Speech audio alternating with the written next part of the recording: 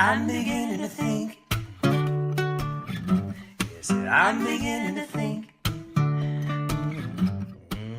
Thoughts become me. Welcome to The Cost of Not Paying Attention, hosted by nationally recognized speaker Janine Hamner Holman. Janine knows what it takes to attract and retain world-class talent. Join her here each week on The Cost of Not Paying Attention as we use brain science, leadership, management, and real-life challenges managers face to explore the places where we aren't paying attention.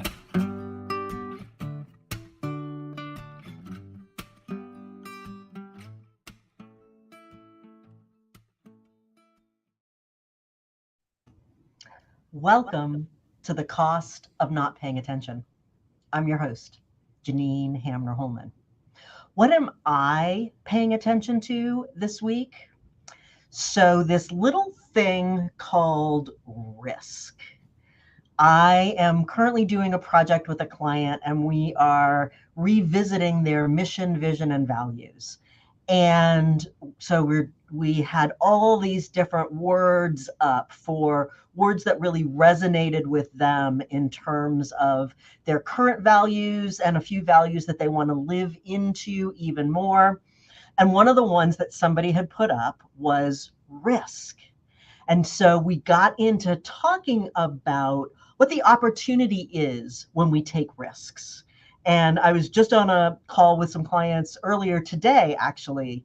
And one of them was talking about how he loves to be challenged. He loves to be stretching. He loves to be going for something a little outside his comfort zone.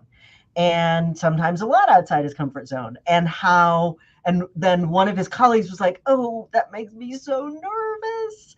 And so we had this really great conversation about how, we think, us humans, that we like to live our life at about 72 degrees. We like it when things are comfortable. And that's not when we grow. One of my friends and colleagues, one of his taglines is, how many peak experiences have you ever had inside your comfort zone?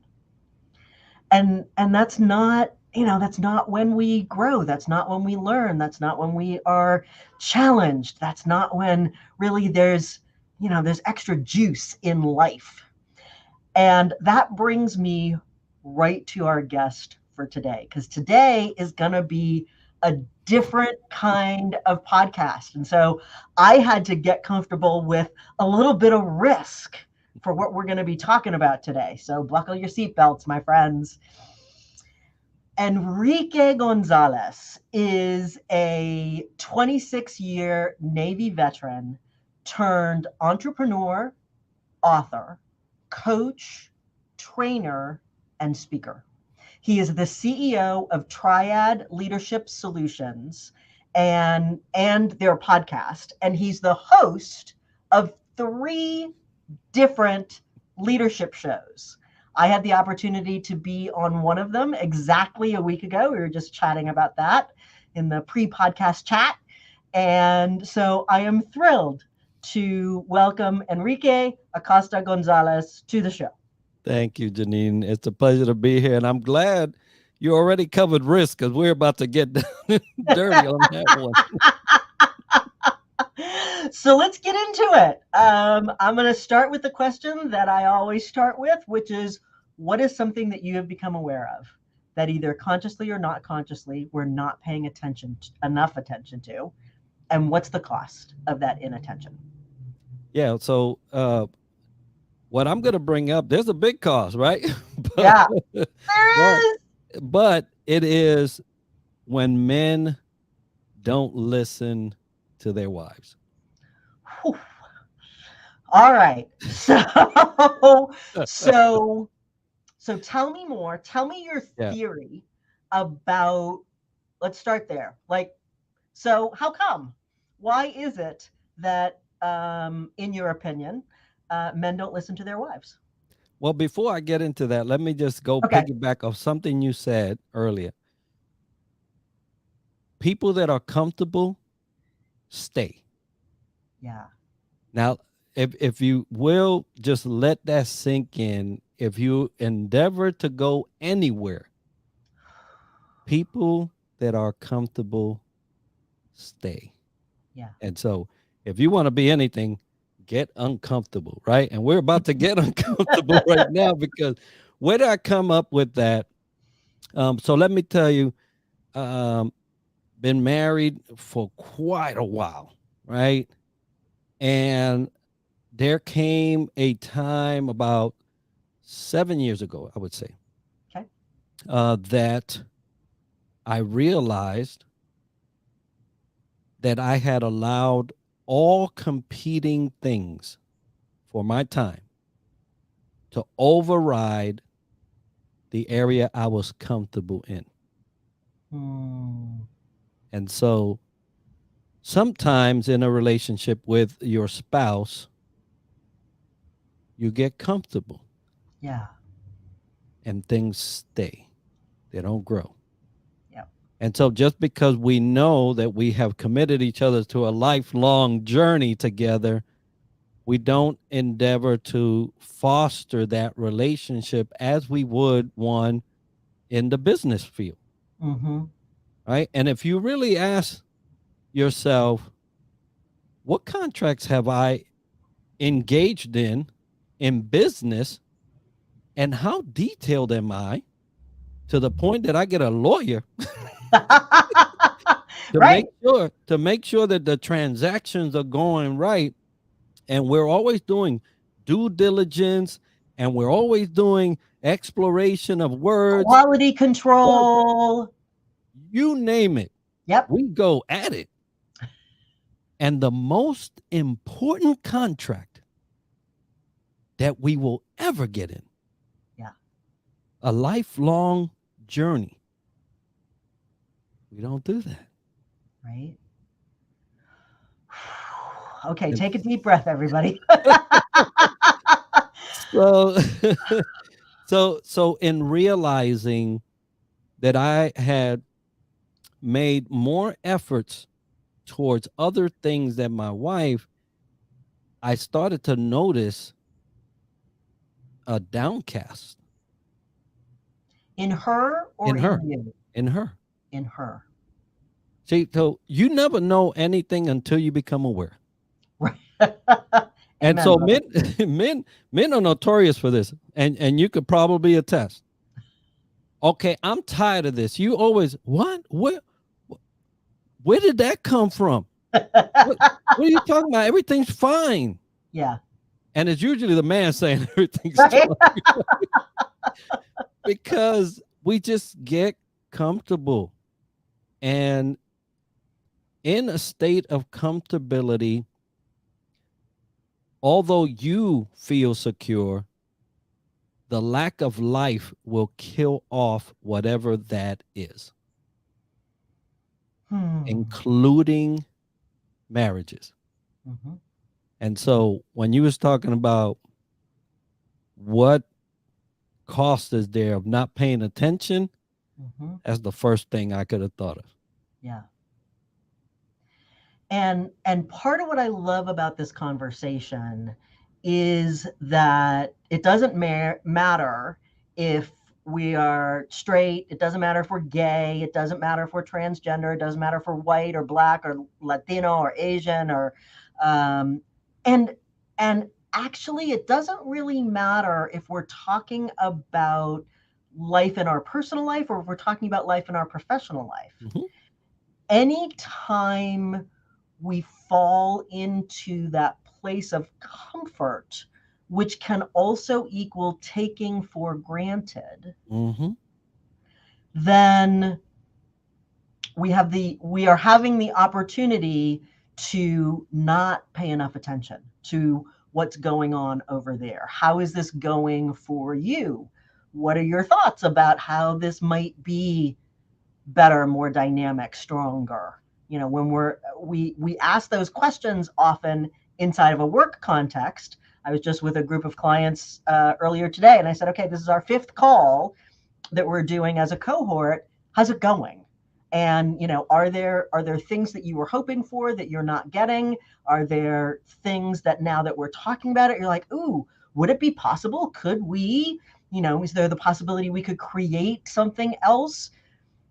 We do that inside of work, but we don't do that. We don't do those check-ins really. And as you said, one of the most important contracts we'll ever get into, signing up, whether literally or figuratively, to spend our life with another person. And the cost. So a lot of times there's more said when there's nothing said. Mm. And so just think about all the work that you put in to cultivate external relationships. And you don't do that at home, right, with your spouse. Mm-hmm. What are you saying? Because when you don't, you're saying a lot. So what do you think happens? Why do you think that, because obviously, when we're dating, so it so happens today is the 5-year anniversary of my marriage to my husband. And we've been together for a little more than 10 years. I remember, because it wasn't that long ago, I remember when we were dating, we interacted differently with each other, and it's been 10 years, more than 10 and a half that we've been together and 5 that we've been married. What do you think happens that we stop listening, or we stop paying enough attention, or what are your theories around that? Yeah, there's a level of assurance when you make that type of commitment, right? Mm-hmm. So depending on your level of assurance, it depends on how much you're willing to put into it. And so some people, they're so sure that that's going to be there, Mm-hmm. that they forget that there's a human at the other end. Mm-hmm. So the contractual agreement of a matrimony or a lifelong relationship with someone is not the words, and it's not the paper. It's the daily actions that support the fact that even happened. And so when you go about not adding life to that document, because what's a testament, right? Somebody leaves it doesn't get enacted until somebody dies and someone else takes over. Right. You have to bring life to that document. And so the same with marriage. You have to bring life to it. And it's always intriguing. And I know because I've done it myself, right? Mm-hmm. It was wine and dining, left and right, right? We're going to the best places. You get married, you don't go nowhere. And you're like, well, hold up now. You done sold me a bill of goods here. What was that? Mm-hmm. Was that a show? Was that your true capabilities? Because obviously you already did it, right? So you can't take it back. Oh no, that's not what I meant. Well, really? Because we were spending $600 on a 7-course meal at some fancy 5-star, not even 5-star, 5-diamond restaurant. Right. And now we can't even go out for McDonald's. I said to my husband today, he called me a little while ago, and we hadn't actually spoken yet today. And so I said, happy anniversary. And we had talked about going out to dinner, and I said, so like, should I make us a reservation? And he said, yeah, maybe like El Patron.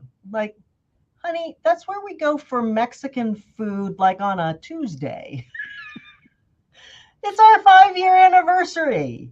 And, it hasn't all been unicorns and rainbows. Like, we've had to put in some work to get to 5 years. So, like, let's at least go to Fleming's. Like, give me a T-bone. Exactly. Well, and this happens so often. And for the male, and I wanted to bring it up from the male perspective because right. I've obviously learned my lesson I would say to one point, Yeah. because I'm not perfect, and I'm sure that if I got comfortable before, if I'm not actively involved in making sure that this stays the way it should, then I will return, no doubt, to being Right. comfortable. And so it's an active participation, should be from both sides, but I'm just talking to the men because typically the women bring their piece, Yeah. typically. But since we're all human and are fallible, it may be that they don't, right? Or they Right. stop. They Or we stop, right? stop. Right. So, but someone has to set the pace, somebody, or else it will go stagnant right quick. Yeah. When a man supposed to the leader, I hope, in your house, you are leading not by dictatorship but by example, Mm-hmm. that you're showing your spouse that this is the way this should go, Mm-hmm. right? Um, and if you can do that, your wife will follow. Mm-hmm. This is a good thing, actually, right? This is a like, yes, okay, Yeah. let's do it. Let's have And like some real conversations where you're really going to listen to me and what I think. what? That sounds awesome. The best day of my life, I'll right? sign up for that all day long. Right. And so, because you open the doors, when you open the doors to possibility and an endless amount of, there's no horizon. I mean, it just keeps going. That means we're gonna go somewhere. Yeah. We're traveling, and we're gonna see all the flavors of life, and we're gonna see all the and there may be obstacles and hurdles that come up, but guess what? We're together. We're gonna do this thing. It makes my hair stand up. I just said that, and I'm like, yeah, let's go. And so from the male perspective, once you realize that you may have been missing some cues, and by all means, look, it's okay to start right now. Yeah. I don't care about yesterday, really. As you hear my voice and as you hear this conversation, are you willing to just go ahead and do it? And I guarantee you, man, if you, after this show here, go to your wife and say, I just heard this dude and he said something and it struck a chord. So can we take a pause right now? Now I need you to just pause. Don't think of me from this point back. Yeah. And give me an opportunity. I just heard this guy and resonated with me, and I've realized that I have not been putting the type of effort into us that I have into other things, and I would like to make that right. Look, I want to cry. I want to cry just thinking about it, of what that lady is feeling inside. Yeah. What a moment. Right. Bro, you'll be the king. That's all I say. Well, and it's interesting. I mean, when you were saying that, I also got, so you know, my brain is going in many different directions. So the first thing that I wanna plus you with, which was something that Archbishop Desmond Tutu used to always talk about. I want to plus you with something else, which I loved. So I want to plus you with the idea that there's a gentleman whose name is John Gottman, who has done extensive research. He's probably, the most quoted and looked to person in the world of marriage counseling. Mm-hmm. And one of the things that he talks about is when everybody is bringing 100%, when everybody decides that they are 100% accountable for how this goes. Not, I am 50% accountable and you, Enrique, are 50% accountable. No, I am 100% accountable for how this goes. And I make that determination on my own. What's also likely is if I decide I am 100% accountable, you're going to decide. You are 100% accountable. Like we get afraid that if I decide I'm all in, if I decide I'm 100% accountable for how this is going to go, you're going to decide, well, then I don't have to do any work. I don't have to worry about it at all.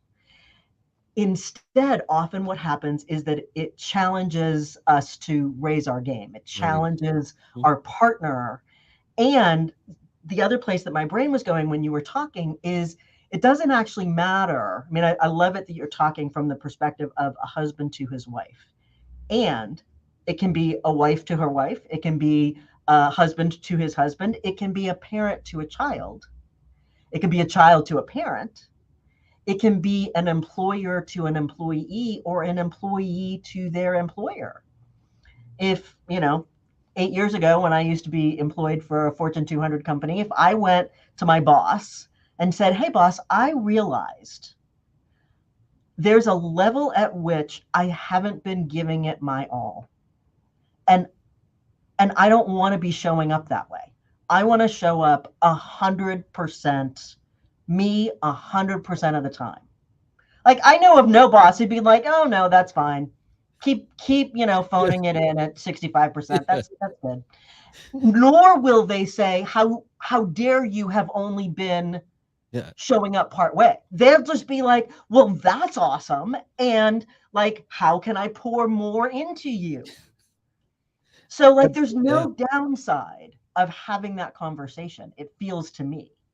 Yeah, there is none. And more than likely, they've never heard it. Right.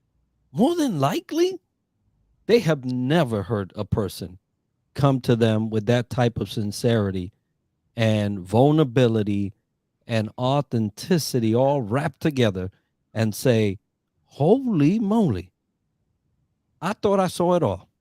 Right. Until this person came and spoke to me. And then just imagine what that will do. Right? A leader will probably just say, okay, hold on now. How many others have been coming in here at 65%? Right. Or they may say,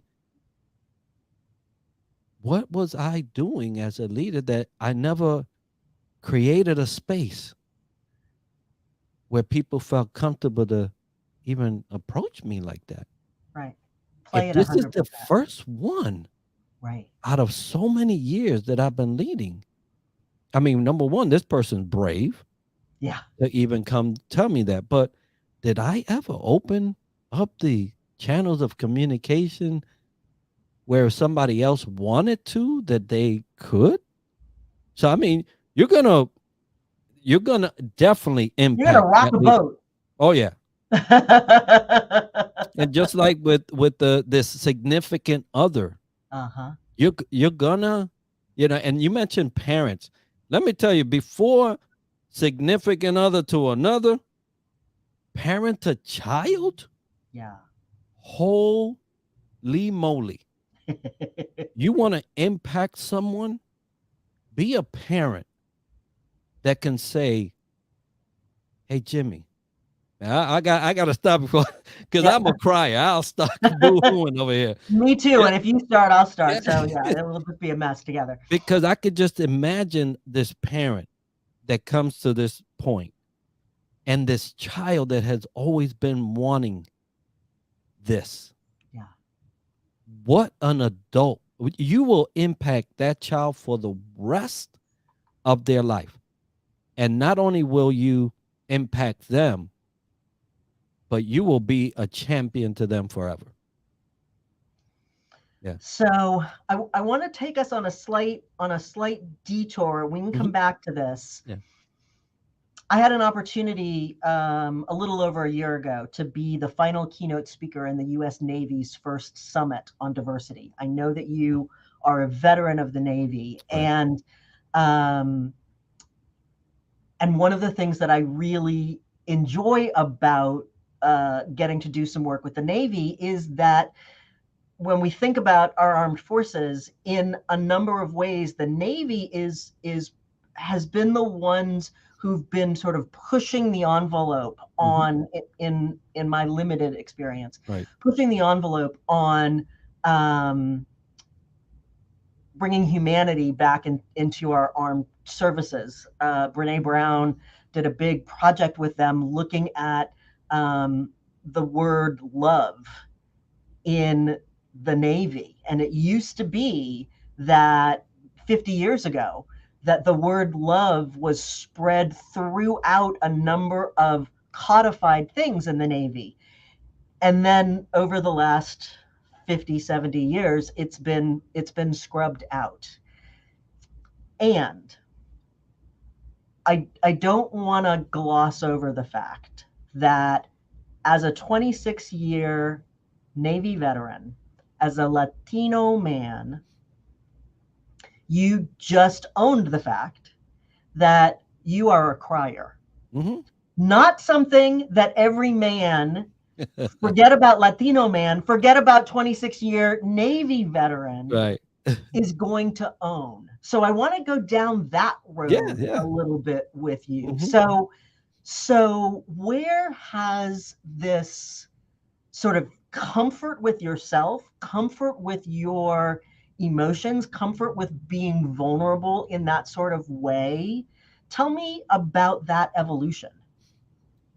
Well, it started with, and I will just say one word. Yeah.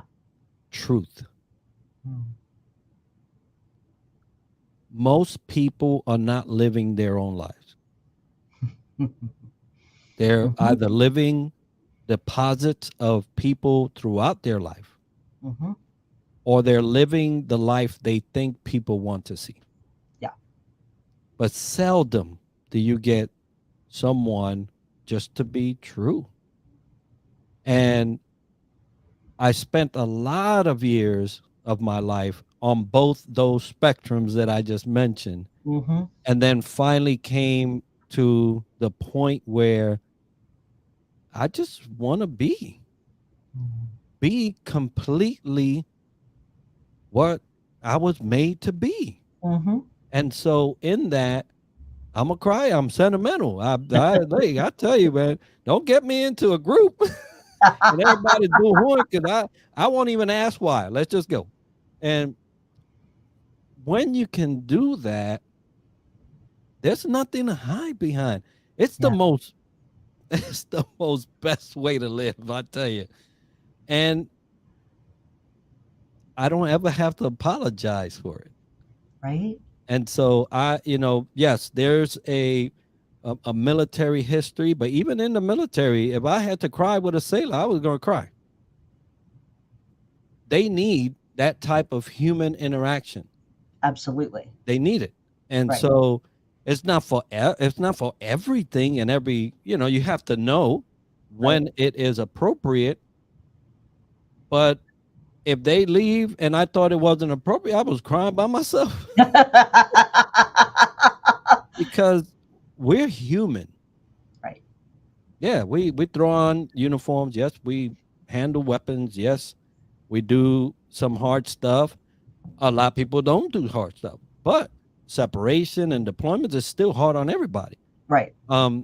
And what I like about my journey in the Navy, it started hard first because right from boot camp, they try to make you hard, and you're just assimilating, right? And I thought that's what it was, and then I was like, no, but I don't like it when it's done to me, so why I'm going to do it?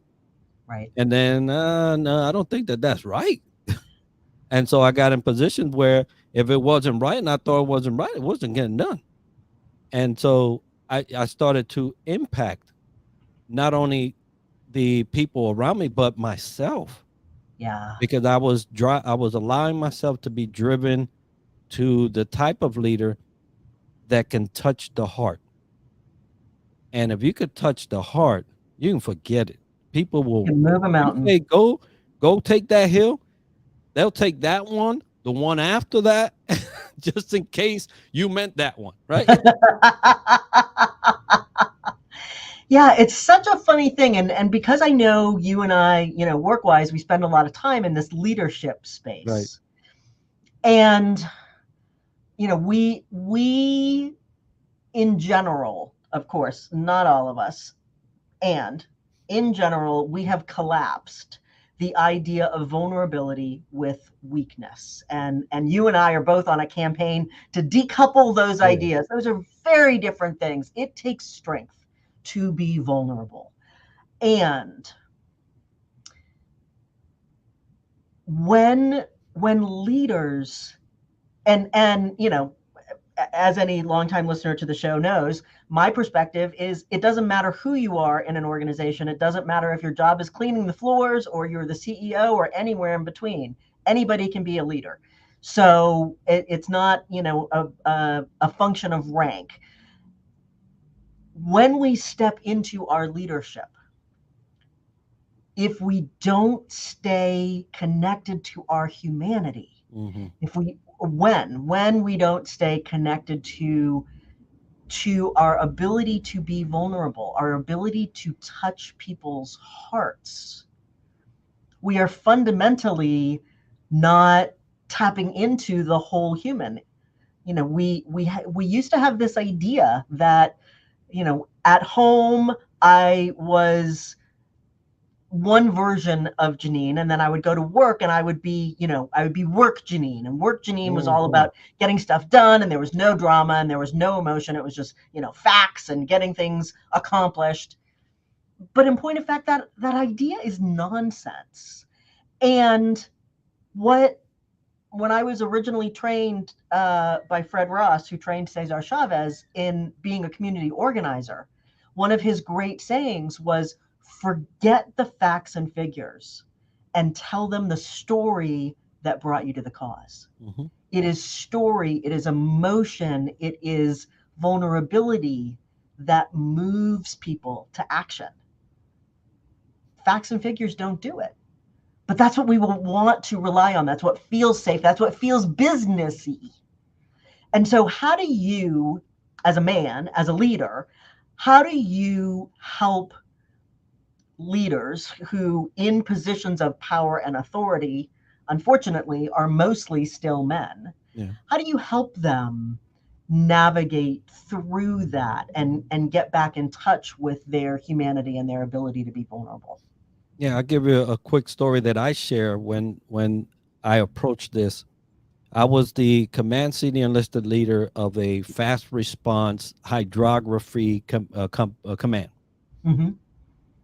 Fast response means that within 24 hours, you was on a C-130, wherever it is that you was going.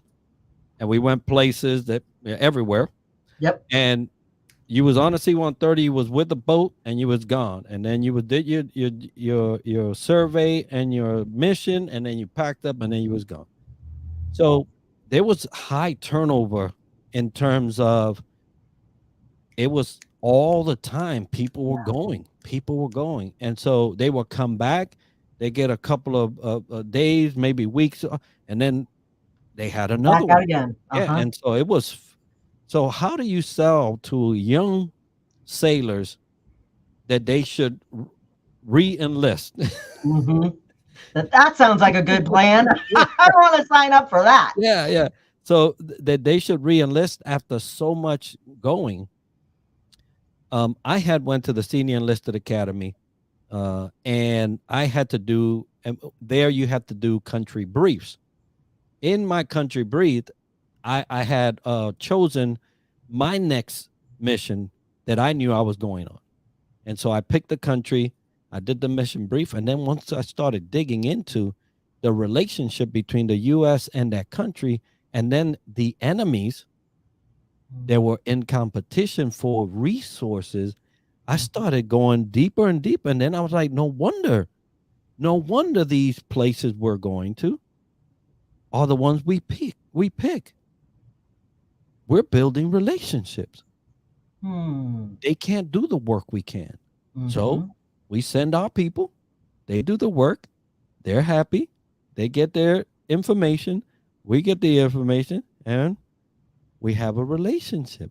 So that when you come and try to buy from this country being an enemy, you might not get it.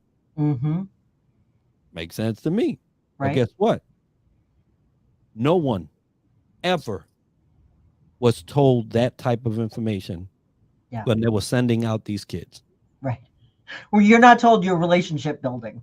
Right. And so when I come back and I'm getting my crew, I get them all together and I gave them that brief. Their eyes were like this. Big saucers. That's what we're doing. Oh my goodness. This is way deeper than just the Navy showing up.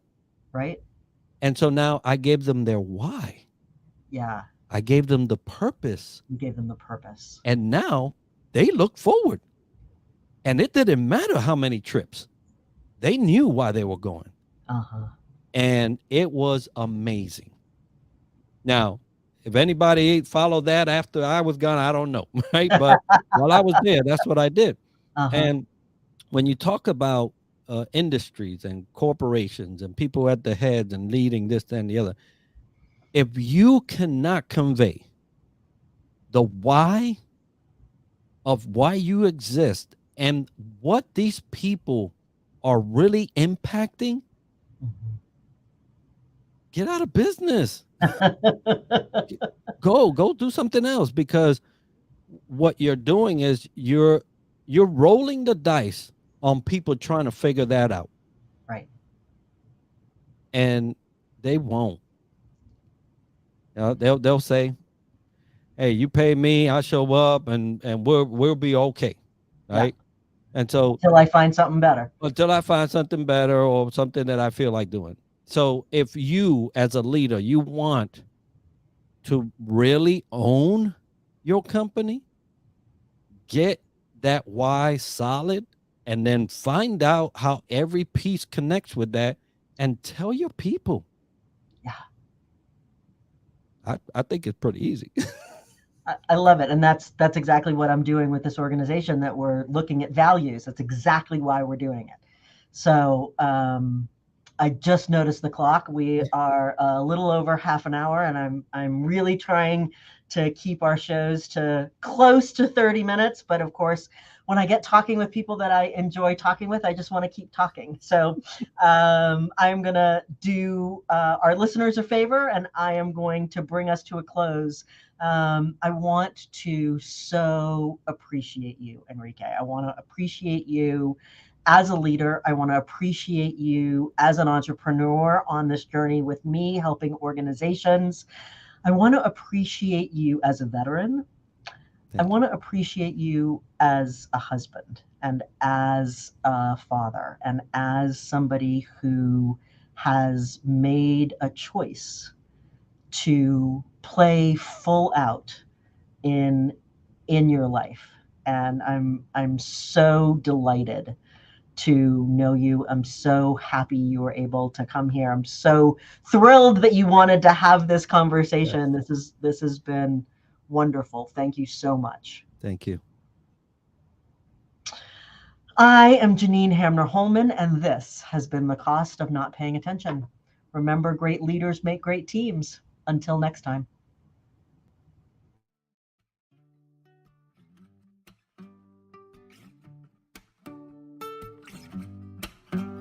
On behalf of Janine Hamner Holman, thanks for paying attention. This has been The Cost of Not Paying Attention. Head on over to our website, www.janinehamner.com/podcast, for access to the show notes as well as additional resources.